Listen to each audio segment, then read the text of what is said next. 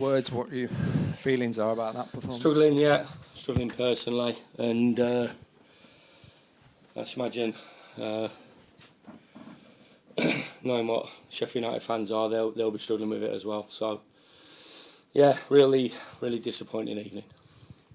And the fact that it's a lot of the same themes again and again, goals in clusters, things like that. That must be really frustrating you right now. Yeah, it is. We thought we had a blueprint to a good performance in terms of when we played Liverpool at home. Went 4-5-1 and had a threat on the counter with McAtee and Cameron Archer at the time as well. So thought that was the best way forward. 5-4-1, 4-5-1, but elementary defensive mistakes. Really disappointing ones, really, because you prep and you talk about it, and you talk about their quick play around the box and the five at the top of the pitch, and they're outstanding. And when they get playing like that, they do that to better teams than us as well. But we made it easy. You look at some of the goals. One's an own goal. Too easy getting round the back a couple of times. Not tracking runners. Odegaard just got a simple tap in, and even the 6. There's something on the edge of the box that should be cleared up by us. So the gulf's big. We understand the gulf's big. We had to be our absolute best tonight to ever dream of getting a result. We totally understand. That's not being negative. I'm just being realistic with it. The form that they're in and where we are in the league, and the up and down. Well, up a little bit and down for the majority of it. Form that we've showed pre-me and obviously me as well. You try and close that gap, however you do. But when you make those mistakes and they punish you clinically in the way they do, our belief dips, and their belief you can just see it. They don't need an handout. They're an outstanding team with a brilliant manager. And I think if you look at them players at the top of the pitch tonight, you look at it and you go, Martinelli, Declan Rice, Odegaard, Saka, and Havertz. It's a decent forward line. So if you don't deal with them, as we should have done, dealt with them better. They're going to put you to bed, and they certainly did that. You're obviously here to rebuild this club in the summer, but are the players in danger of playing themselves out of your plans right away? Well, listen, there's decisions that we think we need to make. Yeah, in my head, but there's always time either way. Of course, I think what you'll notice and what you'll see, and maybe you might see a little bit more now, is the introduction of the younger players as well. Because I thought we were better. I know the game's gone, and I know Saka comes off, and other things. They drop down a level, but Brooks coming on, Asula coming on, and especially Arblaster coming on. That might be a route. It's been a painful season, Stu, and you've seen that before me, and through my period, it's been a real painful season. There's a lot of broken and damaged players out there, because this is the league this is what the league can do to you. Especially when you're off of it and they're on it, and you have to try and close that gap somehow. And when you don't close that gap, they make the gap look huge. So, yeah, there's some decisions to be made, of course. I've talked about, there's a lot of other things that are getting reviewed at this particular time for us to get back. The supporters love the football club. I totally understand the supporters that left when they did. I get that. Every right for them to do that. I appreciate the supporters that stayed with us at the end. I thought they were amazing, and I'm not just saying that. That was a general feel of everybody and the staff, how good the supporters were. I don't need to, rub their heads regarding it. My future or anything connected with me was what happens on the football pitch. Not what I say to supporters, but I've got to say I thought they stayed with the ones that were in the ground, stayed with us right the way through to the end. They love the club. We're all hurting at the moment, every one of us, and we have to. Me, the coaches, I've got to get together. We've got to see what direction we're going to go in between now and the end of the season. But we can't have we can't have this as just our stock home performance and home result, because it's just totally unacceptable for them as supporters who love the club, and me as manager and leader. I was going to ask you about the younger players, because in some of the big defeats earlier in the season, we talked about how it's not the right time to introduce young players. But has it just reached the stage now where you feel as though you've almost got no choice? But yeah, it possibly is. I thought Blaster coming onto the pitch didn't make us any worse. In fact, made us better.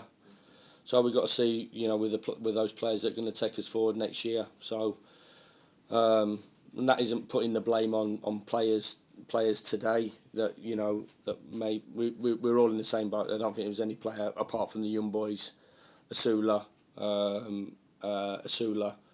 Blaster and Brooks.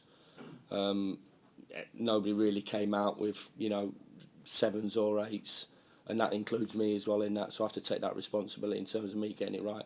We felt we got it right before. We felt we got the feel of it right. It was funny because we felt it was a real good vibe about the place, and a big belief that we could get something from this game. But like you said, if we don't do the stuff that we prep for and diligently prep for in unit meetings and team meetings, that goes out the window and people don't stick to a plan, then you're going to get punished at every level, but you're certainly going to get punished in the Premier League. So maybe these younger boys will be disciplined enough and want to learn and want to stick to that plan that we're trying to implement. Does the lack of response to the prep that you put in during the week, does that make you question what you're doing here, frankly? No, it doesn't question. It cements it. I know what I'm an experienced manager. Don't come in and talk about what I've done. You know what I've done. You know what I've not done. You know where my career's been and where it is. So as far as I'm concerned, in a way, I'm sure I'll wake up tomorrow morning and it'll strengthen my resolve and my determination to get this right, because it's a big job. We understand that. It's a big job. Whoever was coming in when they did. I'm not saying I've cracked it, but we will definitely get this right in the medium to longer term, and determined as ever. Still a brilliant football club. It still gets 33,000 on a Monday night. The supporters will be here again for the remaining games of the season. They'll be here next year and they'll buy their season tickets. And this club has got to do so many things better. We totally understand that, and get it right. Get it right for the medium and longer term future. Chris, from what you're saying there, I mean, it sounds like you're accepting fate. No, I'm not accepting fate. No. Well, with belief that we need to get a result from the next game. That's all I've ever looked at. But we're a step. The performance at Wolves was okay to good. We should have got something from the game in my eyes, from my opinion and belief for that game. We were in good shape to get something from the game. We'd have had to do a lot of things right today, as I said, because of the gap and the gulf. I'm not turning it in. I won't turn it in. I've got an obligation to my employers. The players have got an obligation to the football club, and most importantly, the fans, to go right at the end. To go right to the end. They will do. We'll take it on game by game. I'm just saying that I might need to look at team selection and who's on that journey and who really, really wants to be all in. All in. I'm all in. I think you know that. You understand that. My staff's all in. And we have to make sure who's going to be all in terms of what goes on medium to longer term. Just ask about Rian, what happened there? How big a blow is that for him? Yeah, I mean, obviously, Dan, we talked about it, and it's just another part that we need to get to the bottom of it. I think we've had, we're close on having 50 soft tissue injuries before now and the end of the season, which is ridiculous. So there's all sorts of things that we need to look at in that, Danny, and make sure we because that's availability, durability, robustness. We're making physical substitutions. We can't play him for that set amount of time, and he can't do this and he can't do that, and the job's hard enough. The job's hard enough as it is. The job's hard enough in the Premier League, and the job's hard enough when when you're sort of looking at that situation. So we need to get that right. We need to get it right for Rian as well. You know, he did recovery days, and then we trained Thursday morning, and he just went down in a heap, having taken a shot, totally innocuous, and then he stayed down, and then I think we're all looking at each other and thinking, you know, what's going off, and obviously the physio comes on and looks at him, and he's had an issue with his hamstring again. So, you know, we've got to get that right for the boys' point of view as well as our point of view. Is that done for the season, or is there a hope that he'll be back before? Yeah, he is, but we've got to take a medium and longer term risk and reward view now with Rian. You know, there has to be a plan for him. There has to be some sort of structure in place for him to give himself an opportunity, because, you know, at the moment, you know, whether it's the mechanics of his body, or it's something else, we need to, as a club, in conjunction with Rian, get that right for him and us.